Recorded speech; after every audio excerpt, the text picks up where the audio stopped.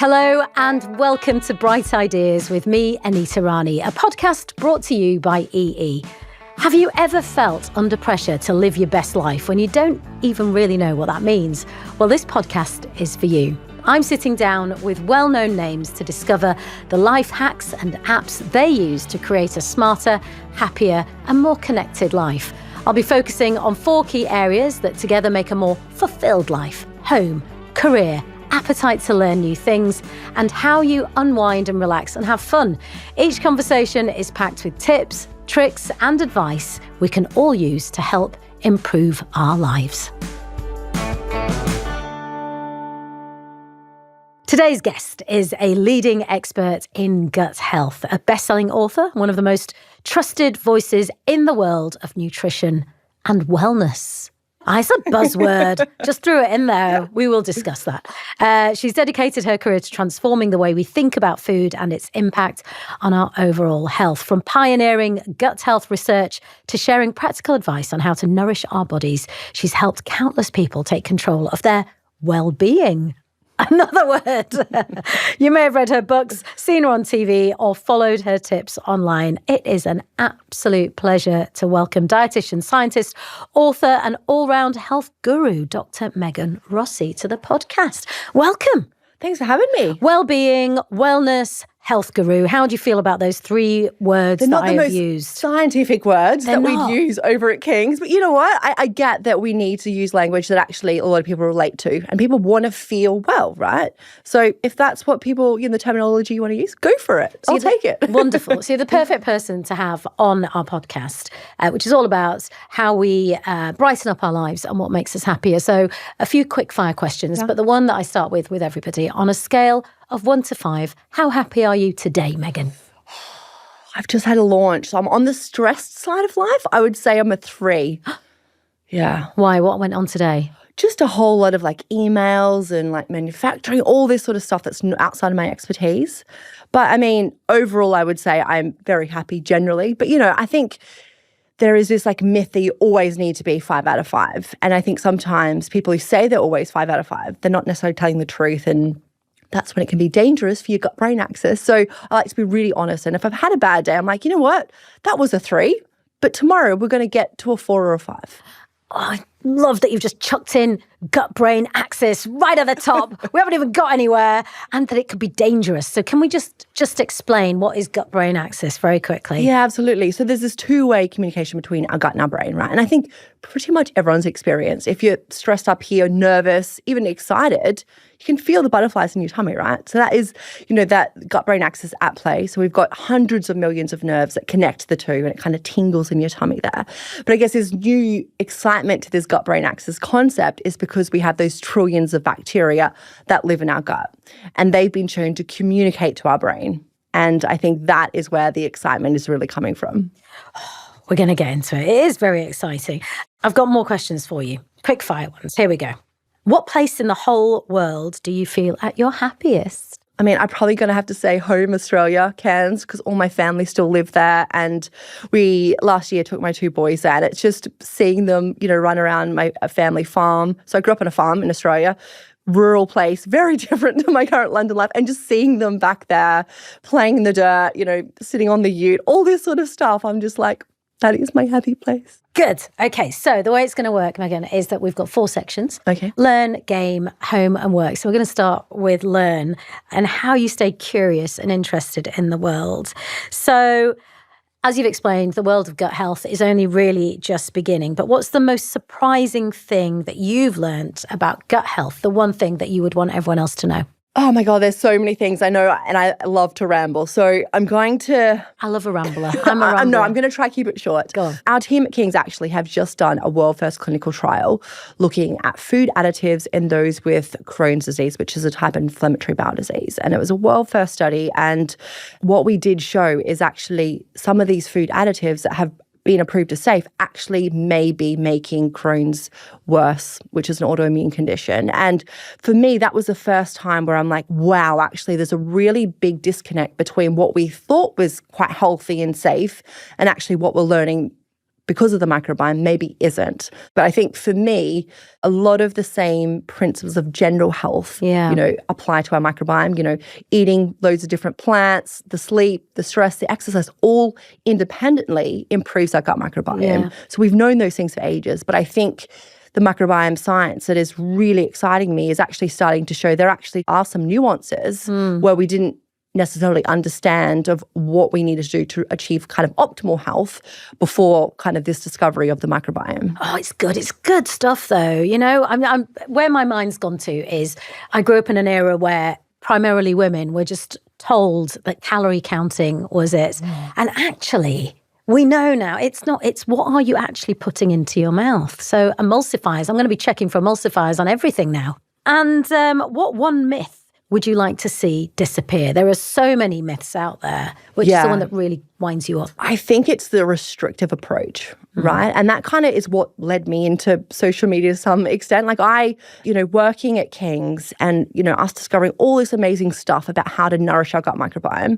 And then working, as a clinician. So I also, full-time at King's. But when I, first moved over, I wanted to make sure that I still maintained all my, clinical sort of expertise. So in the evenings, I would run a clinic in Harley Street to see patients, right? And, really intelligent people were coming to me on the craziest restrictive diets because they'd read from Dr. Google or a blog that it was good for their gut microbiome, when actually we were learning the opposite in the lab. So I was like, I need to do more of that science communication. And that's when, set up social media and stuff like that. So essentially, it's adding plants into your diet is so much more important than being obsessive and restricting and cutting everything out. And, people who cut out gluten in the diet totally understand if you've got celiac disease or what we call non-celiac gluten sensitivity, which is probably at most like 6% of the population. For everyone else, actually, we see if you cut gluten out unnecessarily, it actually reduces down your microbiome diversity.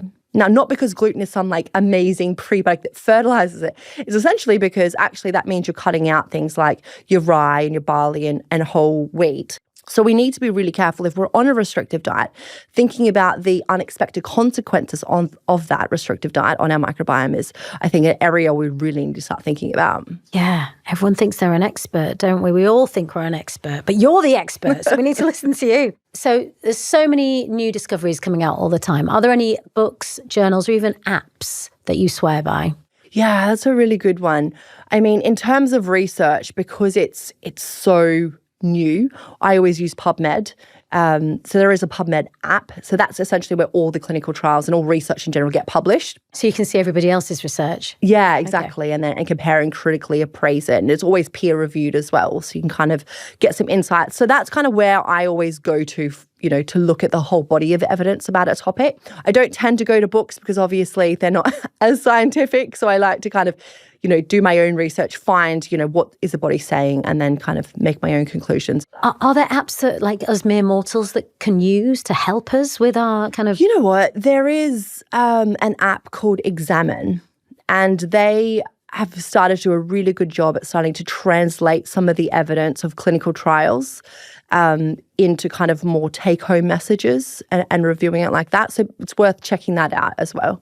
So if the gut microbiome is unique to each individual person, then does that mean that everybody's diet is unique to them? And how do we know what we should be eating that's good for us? Yeah, I mean, it's a brilliant question, right? This whole world of personalization is definitely where we're starting to go.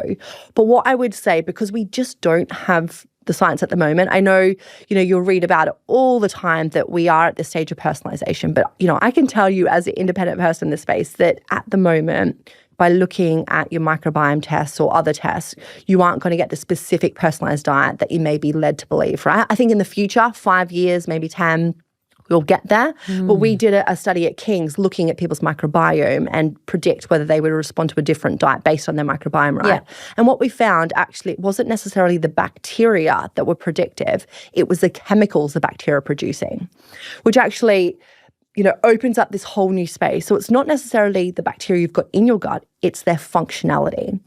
And you need to be aware that, I guess, two very different bacteria can do some of the same things, right? Depending on the environment they're in. But also identical bacteria that you've got and that I've got, if we treat them different, they can actually do very different things. So I think just knowing the type of bacteria you've got in your gut doesn't necessarily tell you how you will respond to certain foods and that sort of stuff.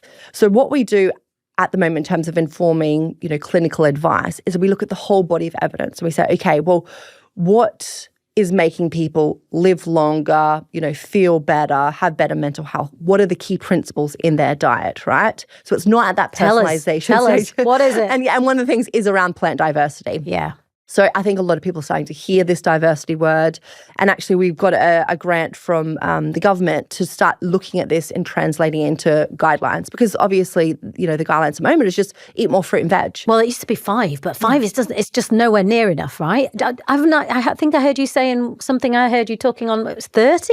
Is it 30 a week? Different types of plants. Yeah. But also the fact that actually there is these 6 different plant-based food groups. So I call them the Super 6 to keep it in people's minds. I'm not going to quiz you, but they are your whole grains, your nuts and seeds, your fruit, your veg, your legumes, your beans and your pulses, and your herbs and your spices. Now, think of each different category as a different type of fertilizer for your microbiome. My main recommendation is think of your own diet, like what have you eaten today? Try and get something from the Super 6 every day if you can to nourish all those different microbes in different ways. Wonderful. This is good. I am making mental notes of all of this. I'm also thinking, I had some nuts this morning. I had some berries. Top of the class. Not quite. So, in your line of work, you're constantly learning because there's always new research. So you use your app to keep on top of what everybody else is doing because presumably this research is happening in lots of different places. We know that King's is like the place, but other people are also looking into the same stuff. Absolutely. And actually, it's so amazing when there is other groups looking at the same thing that you are because you need to be validated, right?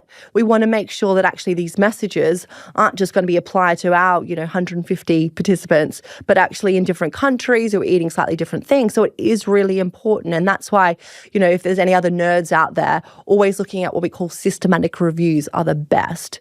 Because what that is essentially is not just one clinical trial, it's multiple clinical trials. So it has a look at what the whole body of evidence is saying about a particular topic. Love it. Love nerds. Okay, we're going to move on to the world of work. Okay. So your role as an educator means that you have to present a lot of very complicated, cutting-edge research to the public. So how important is social media to get that message across? And how hard is it? You're very good at it. You're a natural communicator, just to simplify very complex things. I just find that getting the messages out on social and trying to make them a bit more relatable actually is the most powerful way to help people because, there is only so many people I can see in clinic and give that advice. So being able to kind of educate to the masses, I think is so important. But it is tricky, right? So there's all these nuances. And the thing on social media is that everyone's listening. So you're not just educating those who actually need to look at weight management. You're also talking to those who've got an eating disorder, who actually the advice is nearly the opposite, right? So you want to be really careful that you don't overstep the line and mislead, a subset of people that actually maybe that advice is not overly helpful for. So there's loads to it, but it keeps it exciting and kind of the challenge is real.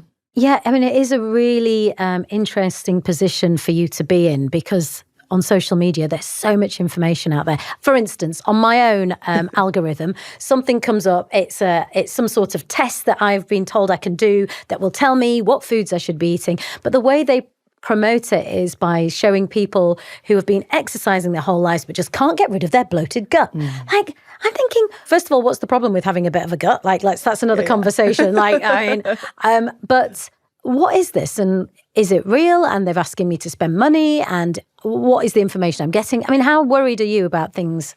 Honestly, like it is concerning. I'm going to be completely honest. Like the number of people I've seen in clinic who are down to like 20 safe foods because they've gone down this rabbit hole of being told that they're intolerant to all these different foods because they've sent a blood sample away, which sounds legit. You're like, oh yeah, I'm sending my blood away or my hair away and therefore it's going to tell me what I've got intolerance to. But it's important to know the difference between a food allergy and a food intolerance, right? So a food allergy involves the immune system. And there's 2 types of different categories of allergies, but one type, IgE-mediated allergies, typically there is, blood prick tests and you test for that with an allergist, right? So that's all legit. But these companies are playing on these legitimate tests and fooling people into these IgG-mediated tests, which are not valid. In fact, the World Immunology Association's actually said that's just a marker of tolerance, so you've eaten it. Yet these tests exist and are confusing people. So yeah, it's probably one of the driving forces of why I need to combat this miscommunication. Yeah, we need a sensible voice out there. So do you have any apps or tech that help you keep on top of everything, what with you having such a busy schedule? What do you use to help you kind of stay organized? The apps that I would use is things like Headspace. I'm like religious, like on the app every night for my gut-brain axis, just to kind of unwind, to help me sleep. Tell us more. Yeah. I love how you've used it again, the gut-brain axis. So calming your mind affects the gut. It Yeah, goes the other way. absolutely. Because we've been talking about it going that way. Yeah, exactly. So we know that nourishing the gut can help, things like mental health. We've got clinical trials to show that, which is really powerful and really exciting. But then obviously also, being stressed up here can affect your gut. And again, studies are showing that can affect your sleep quality and all that sort of stuff. So yeah, I do really prioritize kind of doing that headspace to relax both before I go to sleep. Good advice. You founded the Gut Health Clinic, which is a clinic dedicated to covering every angle of gut health. What's the process to get a diagnosis and then a personalized diet plan? Is that a thing? Yeah. So, a diagnosis, it depends what the diagnosis is, right? So for IBS, I think it's probably a good one to speak about. Do lots of people suffer from it? Yeah, it is definitely something that a lot of people do have, but probably not as much as what historically. I should just say irritable bowel syndrome. Thank you for breaking down what it is. So historically it was where people had a grumbly gut and it was like, yeah, the doctor would be like, you've got IBS. But actually we now have a diagnostic criteria where you have to rule out things like celiac disease and inflammatory bowel disease, and then you have to have stomach pain at least 1 day a week. And that has to, occurred for at least 3 months, and that's related to your bowel movements in some way. So there is a diagnostic criteria that you need to follow, but it's based on exclusion. So you have to rule out things like celiac disease and inflammatory bowel disease, which there are tests for. So again, each condition has a different way of diagnosing. But in terms of personalized tests, again, it comes down to, it's not just based on your microbiome or your DNA, it's on your lifestyle, right? Because if I was just to give you an eating plan, you would stick to that for a week maybe, and then a work meeting would happen, you'd go on holiday, all these things, and therefore it would no longer work for you. So in terms of a personalized, eating plan, it's really about a diet that actually you can stick to and works for you. And there's always going to be some level of personalization. So for example, if you have IBS, very short term, if it is severe, we would put you particularly on a low FODMAP diet. And we know that has a really strong impact and improvement in your symptoms long term. You would then go... ALO, yeah, please. Yeah. So it's an acronym. Yeah. So it's for fermentable oligosaccharides, disaccharides, monosaccharides, and polyols. Is a mouthful, right? Easy for you to say, go on, yeah. But it's a clinically proven diet, a medical diet for those with, more severe IBS. So what we do is you put someone on that for 4 weeks. They have 70% of people respond to that. And then we go through... What's in it? What's in the diet? So it actually cuts out a lot of really healthy foods, right? So it cuts out things like your legumes, your garlic and your onion, all these things we know are beneficial for the microbiome. Yeah. That's why I call it a medical diet, because it's not a healthy one.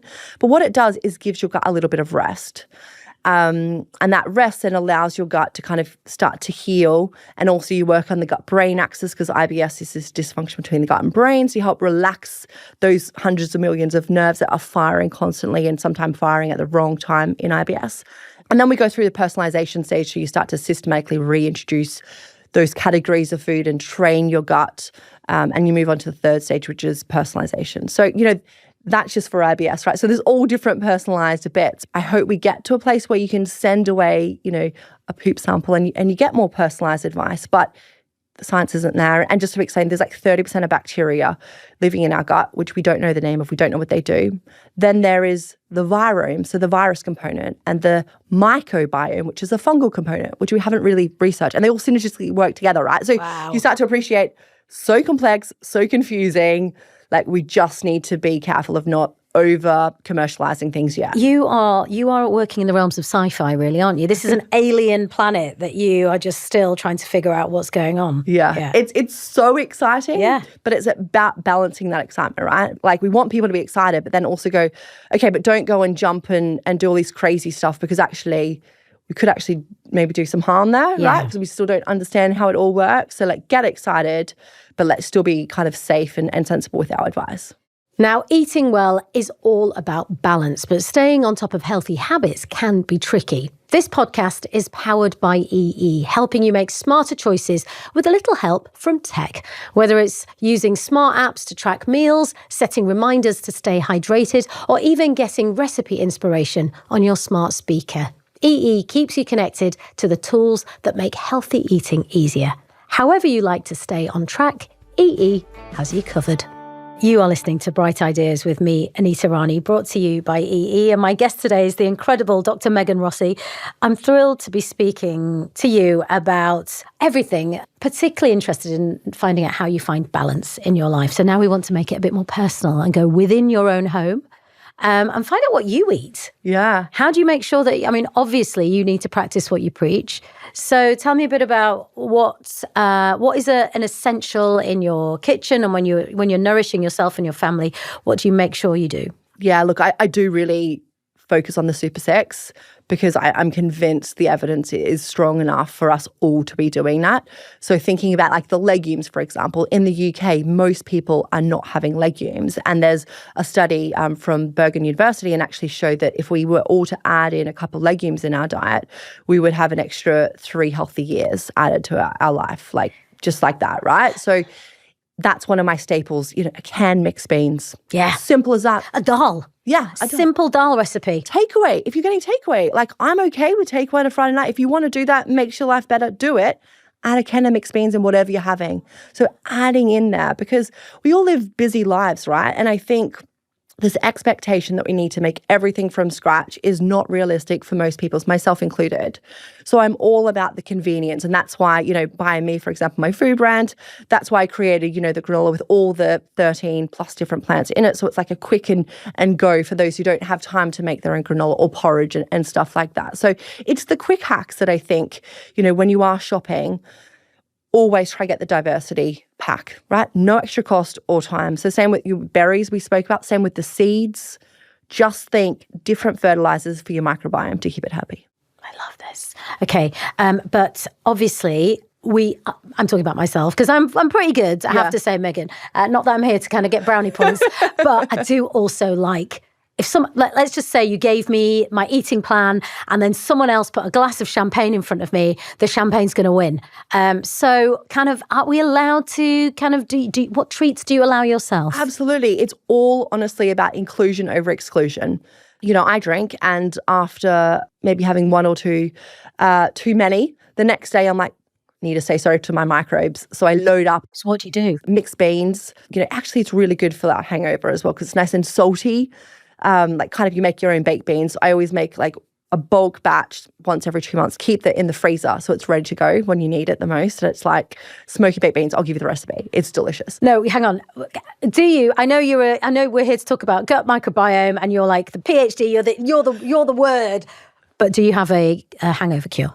I mean, that's my hangover cure. That is it. That's it. With water. I mean, everyone's got to get hungover. People who say they don't get hungover, I'm like, I don't know if I believe you, right? You need to hydrate before you get into bed that night.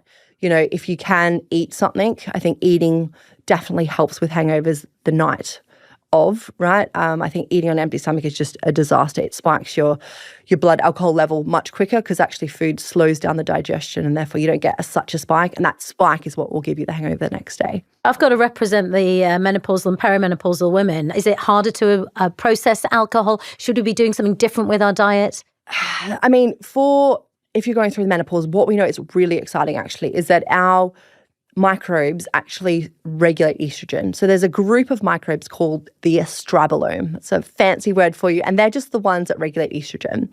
So we do see women going through menopause. If they eat more plants, more of the super sex, actually they have lower symptoms or lower risk of symptoms like hot flushes and stuff like that. So nourishing the microbiome in menopause is even more, perimenopause is even more important.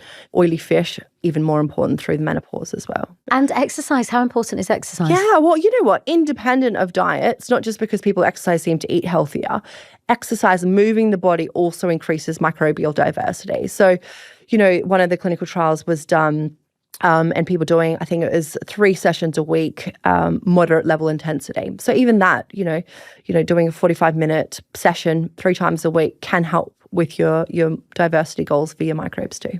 This has moved us on to nicely the game section, which is about how we keep fit, relax and treat ourselves. So how do you keep fit? You know what? I actually have recently invested in a Peloton. I know they're super expensive, but cheaper than a gym membership for me. And also it just makes me go. So I used to live really close to a gym. It was like 3-minute walk. So it was no barrier. I would just go, make sure I did it. And actually I'm someone who likes to exercise at night as a de-stressor. So that's kind of my main thing for exercise. Is it relaxes my body, even though a lot of people are like, but it's high intensity, how's that work? But it works, right? Peloton has just been a game changer. Like I said, 2 young kids. I just don't have time. If I had to factor in a 20-minute trip to the gym on top of the actual exercise, I wouldn't be going. But like this morning, 15 minutes class, done. And I'm like, tick that off for the day. Yeah. So it really has enabled me to exercise when I feel like I'm too busy. There's going to be a lot of women listening to this, wanting to be fit, wanting to be healthy, maybe wanting to lose a bit of weight. I mean, the world has done a number on us where it's sort of implanted that seed from the minute we're born. How do you manage to fit it all in? You are incredibly busy. You're super successful. You're juggling, your work at King's, your online stuff, talking to me, 2 young children.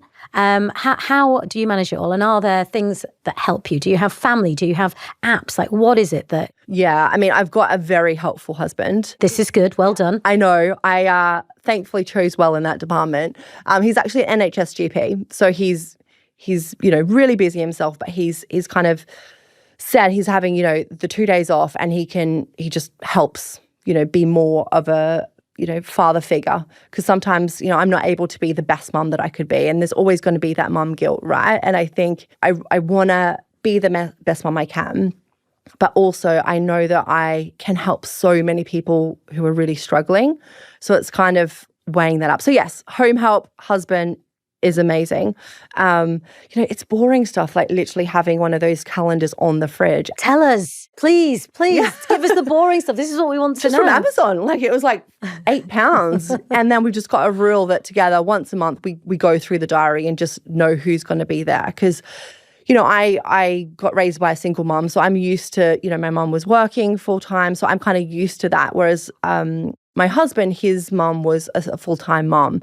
So we had to kind of, discuss how we would raise the kids. And I really want to be so present for them. But like I said, there's that juggle. So I think having the calendar to make sure there's always going to be mummy or daddy there to look after them and, had that chat, after nursery, all that sort of stuff. Well, you've got 2 tiny little kids and here you are kind of doing all this research.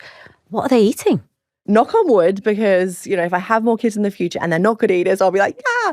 But they are very, very good eaters. But I think from day dot, what I've done is just given them the Super 6, legumes, one of their key weaning foods, butter beans. It's such a great, because it's not that much flavor. And actually, they just love it now. Like, my kids think that chickpeas and stuff is like a treat. They just love eating them. Now, I know people listening to this might be like, look at, like, I understand if you don't have the knowledge and it's too late and your kids are like, not eating it. I totally understand if you have a fussy eater as well, right? What I would say is that sneaking the plants in can start to make the kids more plant loving. And there is clinical trials to kind of show that, right? So if you have to make a smoothie and add some frozen cauliflower in there with obviously some fruit and stuff to train their microbiome, do that. I think do whatever you can to get as many different of the Super 6 into their diet while they're young as you can. And over time, not only does their taste buds change, but the oral microbiome, we've got billions of bacteria in there, they also start to change and therefore kind of helps them like the flavors and enjoy the textures that little bit more. Yeah. So, yeah, I feel like talking about kids can always be really touchy, right? Because I feel very lucky from day dot. I've obviously had the knowledge. But I think exactly that. Often, like, it's not through no fault of anybody's. The parents don't have the knowledge. Yeah. If the parents aren't eating the Super 6, how are they going to feed the children the same thing, right? Yeah. So everyone needs to be re-educated. I mean, we talked about this before we started. There's always a documentary on at some point in the year which will tell you, the best way to live a healthy life where you can lose a bit of weight. And it's always the same answer, always, which is regular exercise, balanced diet. It's not sexy though, is it? Not sexy at all. But I think the added nuance to what we've learned because of the microbiome is the diversity piece, right? So when we talk about balance, it's syncing of those supersets. And I think that's where people can get some small wins, because also we know that fiber, which feeds, like the whole purpose of fiber, human cells can't digest it, right? So fiber is food for our microbiome. And what fiber does also helps target GLP-1 hormone, which obviously is the target hormone for Ozempic, as we were talking about, right? So we know that fiber can help regulate your appetite and all that sort of stuff. So there's loads of science behind the supersets, but that's kind of the translation of the balanced diet. Just get eating all the vegetables, all the pulses, all the beans, all of it. Mix it up. Okay, so I've got some quick fire questions for you to add to the bright list. How to best deal with some everyday dilemmas, especially for you. Okay, you're at a dinner party, Megan. Okay. Someone confidently tells you at the table that juice cleanses completely reset your gut. I love this question. Do you correct them or let it slide to keep the peace? You know, I love that. And this has happened to me before, and I just can't. I just can't sit there and just say, yeah, definitely. But what I obviously, because I'm a clinician, so I deal with, you know, clients who've been on these diets, and I actually empathize with them because they think the fact that they're telling me that they're doing the right thing, they think they're doing the right thing. So they've been misled. So you need to be like careful here, right? It's people's emotions. So what I say is, that's so interesting. But actually, there's some clinical trials out there that have shown that maybe that can reduce down the diversity of microbes, because actually when you juice them, you take all the fiber out, and fiber feeds your gut microbiome.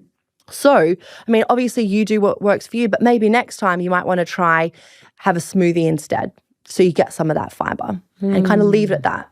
So it's just kind of planning a little tweak to what they're doing. You've got to be diplomatic. Actually, just very quick question. Should you smoothie or should you just eat the actual thing? Because I'm a fan of the eating of the apple, but I understand that people do. I've just never got into the smoothie thing. Yeah. However, is it a good thing to get into? Should I be into the smoothie thing? The only thing about the smoothie thing is you can add extra bits that you probably wouldn't have some extra cauliflower. You might just eat an apple, right? Or I like smoothies because actually homemade smoothies, the smoothies in the shop, sadly, are more like juice than actual smoothies. So the difference between smoothies and juice has got just the sweet, sugary part, not the fiber. You need the fiber. Smoothies, you chuck the whole carrot in, the whole apple, skin and everything. Do not, de-skin any of that. So you're getting all this extra fiber. And when you blend at home, people often ask, oh, doesn't that destroy the fiber? And actually it doesn't. It still contains the fiber. If you do industrial blending, then that can kind of denature it a little bit more. But it's, still to go. If you like it just whole, No, tomorrow morning I am smoothieing my way into the day. All right, here's another one. A song comes on that you love, but you're in a serious work setting. Do you subtly nod along or fully embrace the moment and sing under your breath, or even just start singing it? No, I mean, in the lab, I just, you got to keep serious. I mean, it depends. If I'm in the lab on my own, then I'll bust out a move.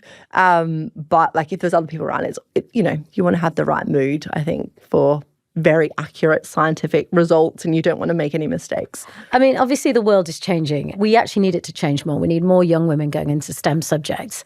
Have you had moments where people haven't taken you seriously, or where people have thought you aren't who you actually are? Or it's a real thing. And I don't want to be a poor women sort of thing. Like I never want to be about that. I'm like, face value, you have to work for what you get, all that sort of stuff. But absolutely. I mean, I think just the general public, right? They'd much rather take advice from a male, which is really sad, than a female when it comes to science. So we need to change people's mindsets. Even females, right? There's something that's been like, it's no one's fault, embedded in us that a scientist should be male. Yeah. They're smarter. So it's a real thing, sadly. But hopefully, we'll change that. You are changing it. You are doing it. So you're not only changing perceptions, but you're also going to, encourage a generation of young women to want to go into it as well. So you've got to kind of see it to believe that you can be it, right? So keep going. It's been wonderful to talk to you and for you to share your bright ideas with us. But before you disappear, I want you to give me something that we can add to my bright list. This can be a recommendation of any kind, a movie, a thing, a piece of music, whatever you want, that has brought joy and happiness to you that we can add to my list. I'm going to go Shrinking, right? So it's on Apple TV. It's a definite must watch. I don't watch much TV at all, but it's something that is really funny. Harrison Ford's in it. But also it's got like a deeper meaning to it in terms of it's psychologists, right? And you can tell psychologists actually written the scripts where they talk about how actually, we all have demons, even psychologists, and sometimes you need to face up to them to then move forward and overcome, how you're feeling about certain things. I see it in clinic all the time, right? Where people are eating ultra-processed foods and they know it's not necessarily good for them, but they just can't stop it. So you need to kind of think to that deeper psychosocial level of what's going on, what are the other factors around them. So yeah, worth a watch. Thank you. It's been such a pleasure speaking to you. I really need to ask you so many more questions, though. For instance, you talk about how are we going to battle ultra-processed foods when they're just everywhere? They're just shoving them in my face all the time. Yeah. Look, the government needs to step in here. I'm so passionate about that because they are so cheap, ultra-processed foods, right? And I understand why people who are struggling financially, you go to that, right? It's so much easier to feed the family. And you just want to feed them something. Yeah. The government needs to subsidise healthier, more nutritious foods and tax. I know everyone doesn't believe that, but I believe they should be taxed. The big guys who are making these ultra-processed foods should have a higher tax on them that then subsidises the more nutritious food. But a packet of Monster Munch every now and again is a great, with your beans, your hangover cure, just a packet of Monster Munch and, your healthy beans. That's the thing. It's inclusion, not exclusion, right? Have that. Have a mix. Inclusion and diversity, two of my favourite words. Love it. Megan, thank you so much. It's been an absolute pleasure. I've loved it. Should we have a hug? Let's get body hug. I'm quite tall too. I've actually got it 2 days. So that's it for another episode of Bright Ideas with me, Anita Rani, brought to you by EE. Please join me next time for more conversation where I uncover the tips and tricks to live a brighter, better life. And if you want to hear more about EE's bright tech ideas to help make everyday life that little bit easier, visit telegraph.co.uk/smartlife. There's lots of smart advice, from setting up parental controls to help keep your kids safe online, to making sure you never run out of data when you need it most. Until next time.